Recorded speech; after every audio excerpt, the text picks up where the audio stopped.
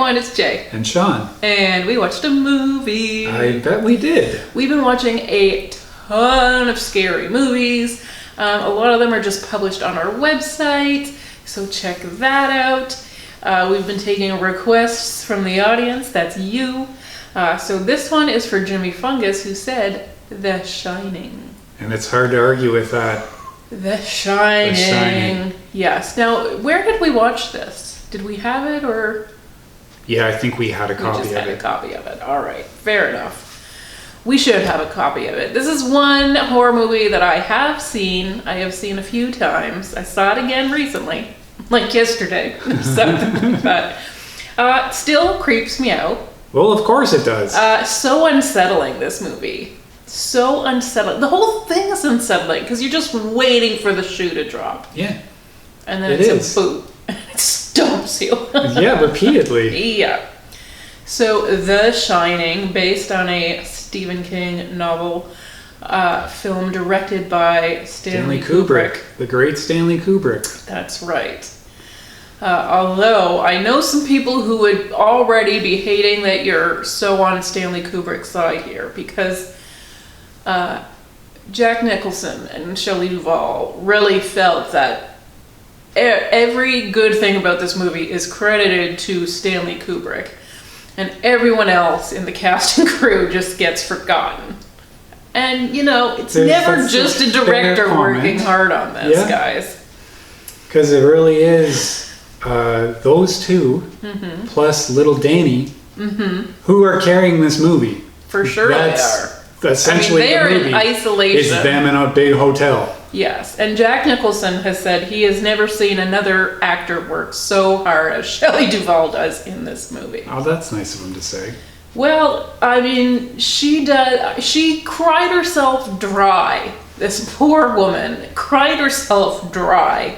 And Stanley Kubrick, as you may know, is a director who really loves and obsesses and thrives on multiple takes. He's famous for it. Famous for it. In the Guinness World Book of Records for it. She walked up and down those stairs so much, she was like walking up the Empire State Building on a daily basis. Wow. Yeah. This was before we had those step counters, so it was a waste. It was a complete waste, but whew, she really got some good cardio in. And swinging that baseball bat, too. She probably had one super ripped arm after that. Poor thing. So, Shelley Duvall as Wendy, Jack Nicholson as Jack, and Danny Lloyd as Little Danny, as Sean likes to call him. So that's just it. It's a little family who are going to be like the winter caretakers at a very isolated hotel, where basically the only road leading up to it shuts down when the snow comes. Because it's in the Colorado Rockies. They get too much snow to make it worthwhile plowing the road. So yes, this family is just going to live up there for 6 months, cut off from everything. Yeah, even the phone goes down.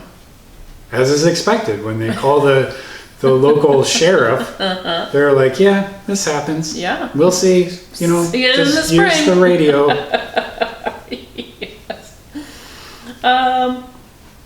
So I feel like every time I watch this movie, I love it more and I understand it less. Like, just even the fact that it's called The Shining makes me feel like it's going to be about The Shining. But that just seems like another weird plot line that's... It doesn't really... It's not really about that. No, it's just like, not. Oh, by the way, our son has a special, like, ESP gift. It's called The Shining. But anyways, it's really about this family who go crazy living in a hotel. It's like, it is. Literally, it's like the mom was blonde, the dad drinks, the little kid has a thing called The Shining. Anyways, typical American family staying in a hotel bar. It's just, what? Yep. So, yeah, it's a bit of a crazy setup. Jack is a writer, and I really appreciate this. I do think it's kind of a fabulous idea. I think all the time about going to the cottage in the winter and just getting stuck up there and writing by myself. Yep. Except for I think we've all experienced now cabin fever to some extent after locking down for a lot of last winter and spring. And yeah, these guys didn't react particularly well to it either. They don't handle it well at all, no. So let's high five for nobody axed anyone. And I got a good feeling about this winter too. Great. Number one, we were watching this movie and I said, do we have an axe? And Sean said, no. And I said, what is the axiest thing that we own? And you said, a hacksaw. So I don't even know what that is. So I will definitely not be axing you.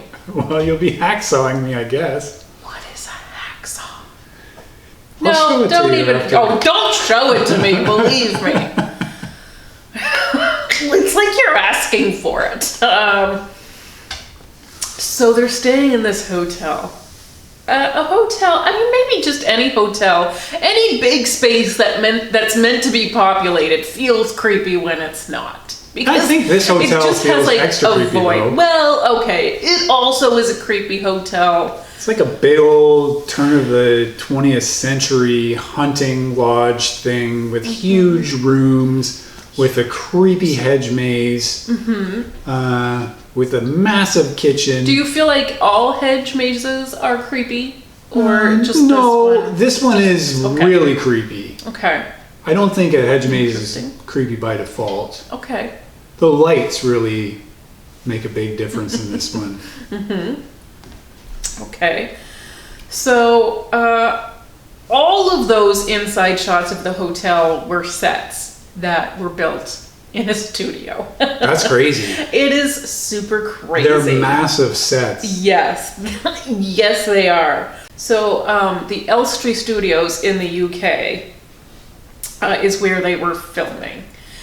Everything was built and lit at all times because he wanted to shoot in chronological order of the film. Oh. Whereas normally they might build the kitchen, shoot all the kitchen scenes, take it down, build. No. So they were taking up the entire studio because you think about those huge cavernous rooms. I was just thinking of like the main room as being enormous. Yeah. If they had that plus the kitchen, plus the freezer, All those plus all the hallways. hallways. Because there are some really cool shots of little Danny riding around on his big wheel, and it's just a tracking shot following him. It's always creepy. It is always creepy. It's always creepy. It's always creepy. Because it goes on forever, and you're like, what's going to be around this corner that's going to possibly murder him? Yes. So they were supposed to do this movie in under 6 months, which is still a long time to be doing a movie. In fact, the guy who invented the Steadicam, his name is Garrett Brown. He invented the Steadicam. This was certainly the first Kubrick film that used it. It was among the first 5 films that had it, period. So this guy agreed to come do The Shining, but he had to be gone in 6 months because he was going back to America to shoot Rocky II.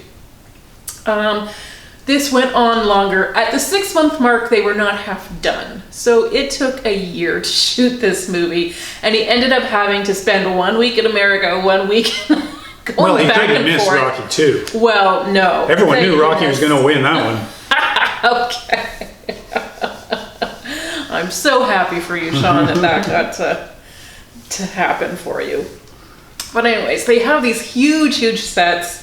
The big room that you're talking about, the Colorado Lounge, where he does some of his writing, and he's got the tennis ball. He's not really writing, guys. 700,000 watts per window to make it look like daylight in the snow.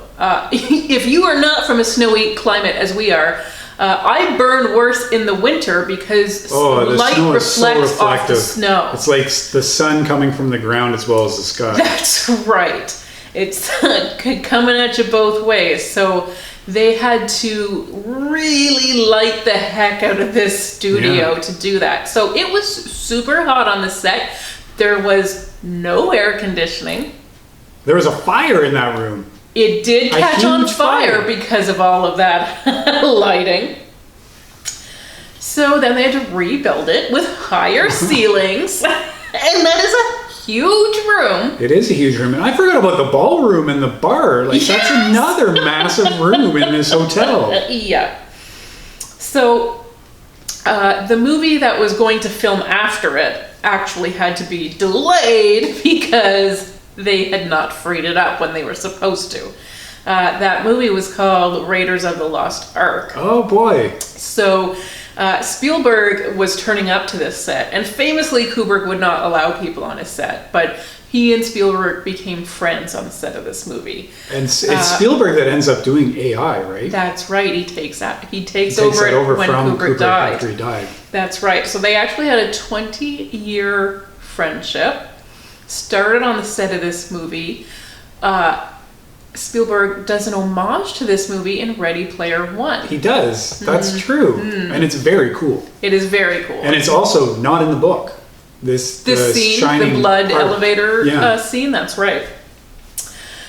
So that big Colorado lounge is actually, goes on to become the snake-filled Well of Souls in Raiders of the Lost Ark. They reused that exact set. Oh, that's just so with funny. More snakes. A lot more snakes. Well, there's 0 snakes in The Shining. Well, as far as we know. Yeah. There could be snakes, and they're just still the least of our concerns. Yeah. You know? They do fly under the radar when you've got all this. And in fact, there was like a fire hose like a snake in the book that they even left out of the movie. So let's not get too cocky about how many snakes are actually around. But there were way more in Indiana Jones. Fair enough, yes. Fair enough, there were way more. So everyone who thinks about this movie thinks about the blood that come out of the elevators. Yep. Even little kids, because back then they had a rule, and back then is 1980, guys. They had a rule where you couldn't show blood in a trailer that would be seen by general audiences. And yet the blood in the elevator was in the trailer because Kubrick told them it was just rusty water. You liar, Kubrick. The stuff of nightmares for the past, 40 years. Yeah. It's blood. That's obviously blood coming out of that elevator, just gushing in a flood. It's obviously blood. And definitely they worked really hard to get that consistency because Kubrick was a perfectionist. Yeah. And he kept saying, doesn't look like blood, doesn't look like blood. Now we they know got it to look like blood. They sure did. We know he's famous for getting a lot of takes. He got this one in 3, famously low for him, but it takes 9 days to set it up every time. So in fact, it took a year to get that effect to happen between getting the right blood, figuring out, getting the tanks, and then even filming it took a long time to set that whole thing off. But between resetting that one, they'd be off at another. They had the whole studio set up with all of these sets. And then somebody's job was always to be playing with that tennis ball. Because Kubrick was super married to having, at one point, the tennis ball hit the camera. He was so into that shot. He wanted it so bad that they just all took turns in the crew playing with that tennis ball until finally somebody got it to hit the camera. That was everybody's job. Yeah. I know. I just can imagine the celebration that happened when that finally paid off. So the other thing that we remember so much from the movie is Here's Johnny, when Jack Nicholson is chopping down that bathroom door with an axe. Boy, that's a fun scene. Yeah. A super fun scene. It's really something. Yes. So they went through 60 doors. And so the prop people made a door that would shatter quite easily. But the problem with that is that Jack Nicholson is actually a trained, volunteer firefighter. So he's a good he knows how to axe doors. That's literally the only job where you might actually axe doors. So they had to start just making stronger doors for him to axe down. And still they went through 60 of them with all of those takes. Well, so if Shelley Duvall had a sore baseball bat arm, he had a sore axe arm. They really did do a lot of swinging in this movie. Yes, they did. Yes, so... But worth it. But worth it, for sure. That's an iconic scene. That's the thing. And that line was improvised. And Kubrick, who was not American, he was living in England, didn't know. This is a send-up to Johnny Carson, which was funny because I didn't even really get that the first time I watched it because I've never seen Carson. He's well off the air by the time I was born. That's right. So... to me, that's a movie, that's a line from The Shining that's famous in its own right. Well, it is. It for sure is. But he did that, and Kubrick was like, what are you doing? Like, all right, here you are. So he was only convinced later to keep it in because he didn't get the reference, so he didn't know it was funny. And then it goes on to become a super iconic line. It does. So sometimes it's just serendipitous. And sometimes it's just Jack Nicholson. That's right. Stephen King, who wrote the book, is still bitter about. I mean, he hates this movie. Yes, he does. He hates this movie, didn't want Jack Nicholson for it, didn't want Shelley Duvall for it, does not care for the movie. Which is crazy. It's a bit crazy. I understand it was his baby, but yes. Still, this is great. That's the thing. It does deviate quite significantly from his book at times.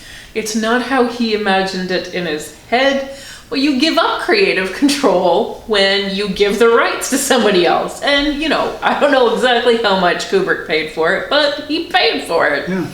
And I can understand if you sell the rights and then they make something terrible and you hate it. But this isn't a terrible movie. No. So even if you don't agree with the choices, it's weird to be so against it. But he is. I know he is. He is. But he's not supposed to say so anymore. Because in 1997, he wanted to do sort of a remake, but it was a series. But he didn't have the rights, so he had to go crawling over to Kubrick to say, please may I have my rights back. And Kubrick made him sign a contract that said he would no longer bash his movie in public. So the only thing he's allowed to complain about now is Jack Nicholson's performance, because apparently Kubrick threw him under the bus. So like I said, all of this is being shot indoors. It's actually sweltering hot in there. And yet we have a very snowy landscape outside. And I think a very convincing one, because we know this because we live in Canada, but there are snow days when the snow has buried your front door. You literally can't leave out. Yeah. And there is a sort of claustrophobic feeling. Yes. When snow, even if you're driving through it, it really can make you feel like, yes. It does. So that is definitely an extra layer of the compression that the family is feeling in this hotel. It absolutely is. It is 900 tons of salt and little ground up bits of styrofoam to get all of that snow. But it was pre-ordered already at that studio from when Star Wars shot there. Oh, for Empire Strikes Back. That was for the Hoth scenes. Yeah. Yes. That's the same snow, guys.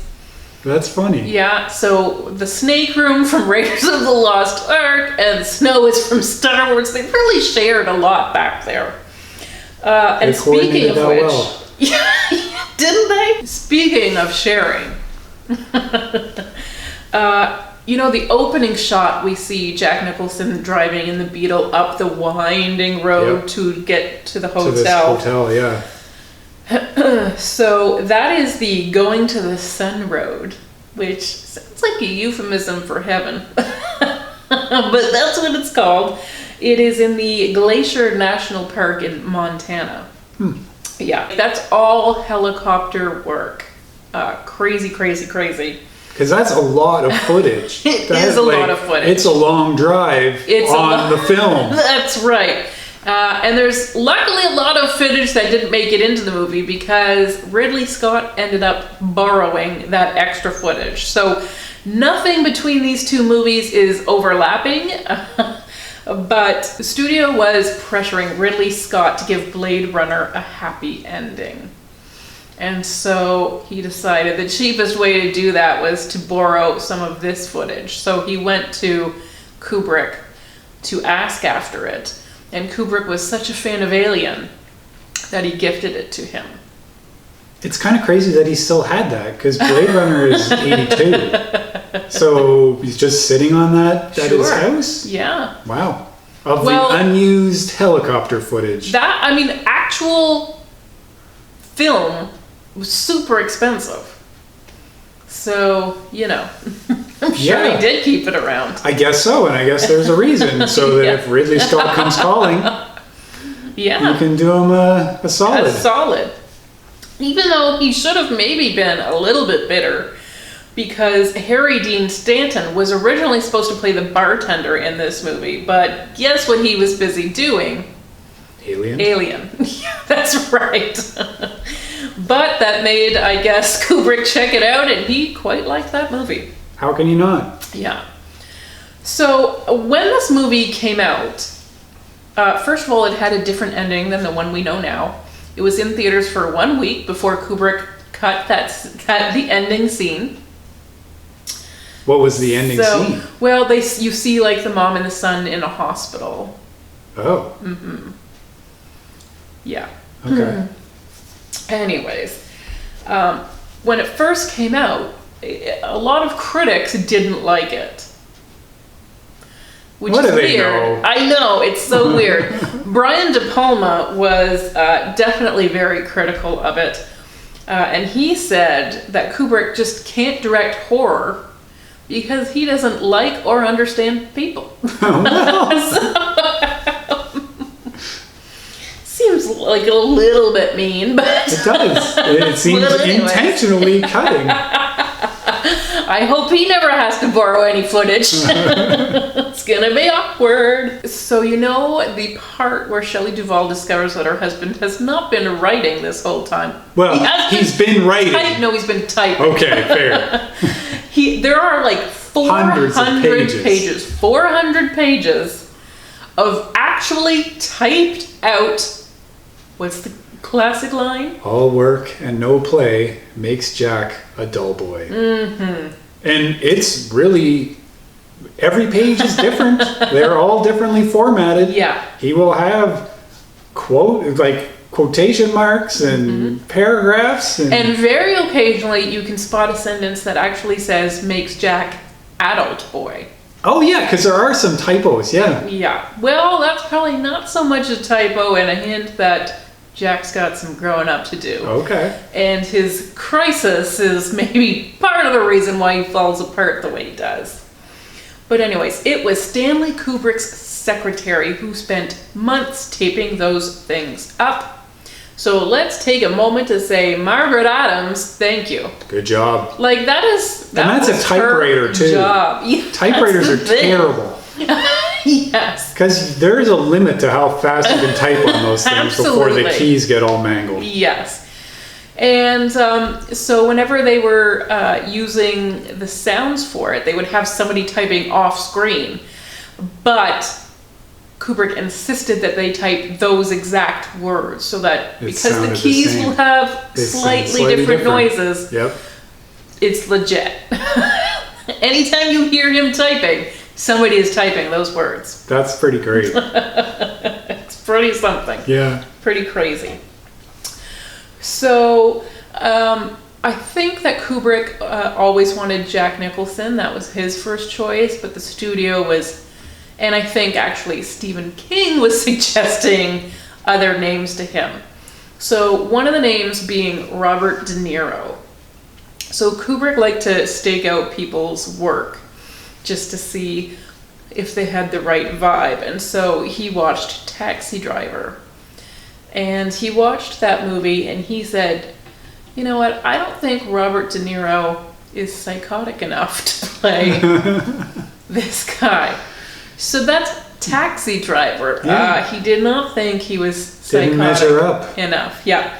So the other person that Stephen King was really pushing was Robin Williams. So what of Robin Williams did Kubrick watched? He watched Mork and Mindy. And you know what he said about that? He said, this guy is too psychotic. Yes, too psychotic for the role. So Jack Nicholson it is. The happy medium. Who knew? My goodness. So, I mentioned before about the Guinness Book of World Records. So that baseball bat scene was shot 127 times. 127 times. That's exhausting. Yeah. So Shelley Duvall, by the end of this, had like a nervous breakdown because Kubrick was super mean to her. Apparently it was part of the process to make her feel like everyone was against her. But it was rough. It was really rough going. Scatman Crothers, who plays Mr. Halloran, you know, the chef. Yes. Who also has The Shining. The Shining. They can just communicate. He's in Miami and they're communicating. And they're communicating. Not through like, their minds. Yeah. And again, it doesn't go anywhere. He could have radioed him. Uh-huh. So it was Jack Nicholson who proposed that Kubrick hire him because they'd worked together on One Flew Over the Cuckoo's Nest. But Sean, you may more recognize him from some voice work he did on Transformers. Oh, he played Autobot Jazz. Oh, Jazz. Yes. Okay. Same guy. All right. Yeah. No, you could be a super big fan now. Yeah, I am. I'm glad to hear it. So there is, I mean, this is always going to be a weird thing, guys, but conspiracy theorists believe that The Shining is Kubrick's confession that he did indeed fake the moon landing. So some people believe that nobody ever went to the moon and Kubrick just made it look like that and filmed a movie. And so those wingnuts believe that The Shining is his secret confession. Oh, good. This sounds like it's really going to line up with reality. Well, I don't know if you noticed, Sean, but you know, you were talking about those hallway shots with the big wheel and that famous carpet. That pattern of the carpet looks a lot like the lunar launch pad, doesn't it? No. Sean. No. Well, I don't know. I did not get that from this movie. Well, okay, I guess you were not paying close enough attention. Apparently not. Danny, of course, is wearing an Apollo 11 sweater. That's true, he does. While biking down that hallway, guys. And, you know, the type sheets of all work and no play all looks an awful lot like A11 or Apollo 11, doesn't it? Doesn't it? Sean, admit it. I have to admit that. You better admit it. And I know they really refer to the A11 mission all the time. All the time. Or A11 the time. Well, Sean, his typewriter is the Adler, which is a German word for eagle. Eagle being the eagle has landed. That's right. Wow. Wow. And there's lots of eagles. Now, was the typewriter company in on the faked moon landing? Well, Sean, my goodness, that is a rabbit hole we'll let you go down by yourself. But I think you can agree that there's some pretty conclusive evidence here. There's tapestries that look like rockets and stuff. You know, owls just about the office and the hotel. There's a lot of eerie similarities. Just the number 11 just occasionally being referred to. Among 10 and 12. Yeah, but why else would you put it in there? Well. Yeah, that's right. Yeah. Okay. So obviously. Obviously, you're convinced. I'm still skeptical. Yeah. What you need, Sean, is an advocat. That is the drink that gets spilled on Jack Nicholson. Okay. It has that beautiful yellow color. Advocat, the drink, means lawyer's drink. Okay. So, if you want to make an advocat cocktail, you're going to need some eggs, Okay. some sugar, Yeah. some brandy, All right. and some cream. Wow. And then you mix it up till it's smooth like custard. It's a very dairy-heavy drink. It is. It is. Not And really it's that appealing. like custard. Yeah. Looks good in the movie, though. Yeah, it does. So The Shining. The Shining. What do you think? Good movie, bad movie? Really good movie. Oh, you're such a pushover. I know. It's just so creepy. It is so creepy. It is for a movie that had actually a very low body count. For the I don't even know how many gallons of blood is in it. Lots of that. But it is very creepy. And some of it is just because it is unknowable to us and things we don't know or there is no explanation for really rattles us. So there's a lot of things that Kubrick puts in to just throw us off balance. It's really Arguably, crazy. that's the whole movie. That is the whole Because movie. it's really not that concerned, as you said, every time you see it, it makes less sense. It's not concerned about making sense. It's not concerned about explaining itself to you or even being comprehensible. What is going on? Why is there a kid with superpowers? What is with the end? That are not necessary to any of No, this. but it's just part of this movie, as you said, just to be weird. Everything is haunting. Yeah. Man. Yeah. And yet I still kind of want to go there. I Oh, still yeah. kind of want to volunteer to do my 6-month stint. Well, and if you walk in and you feel like you've been there before, abort. Okay, I can commit to that. All right. I probably won't even bring an axe. I probably won't even bring an axe. Does that make you feel any better? No, because there are many axes there, Oh, obviously, I with see. how much wood they're burning. Okay. Okay. Well, would you come with me? Yes. Well then, It's on me. you know? We make our choices and we live with them. them. Well, let us know what your favorite parts of The Shining are. And if there is a single person out there who hasn't seen it, I want to know who you are. Thanks for the recommendation, Jimmy Fungus. Check out his channel. Thanks for watching, everyone. Bye.